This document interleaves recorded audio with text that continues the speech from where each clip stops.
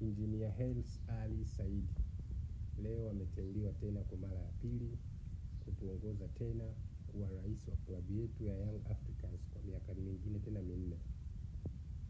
Amechaguliwa yeye pamoja na makamu wake wa rais Mheshimiwa Arafat Haji.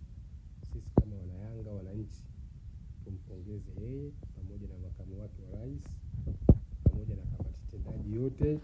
Tuombee dua kwa Mwenyezi Mungu awape nguvu, maarifa, waweze kwenda kuipambania, kuisimamia klabu yetu ili tuweze kutimiza malengo, ndoto nje na ndani ya uwanja. Wakaikuze chapa ya klabu yetu ya Young Africans ikawe chapa kubwa, chapa bora ndani ya Tanzania na nje ya mipaka ya Tanzania.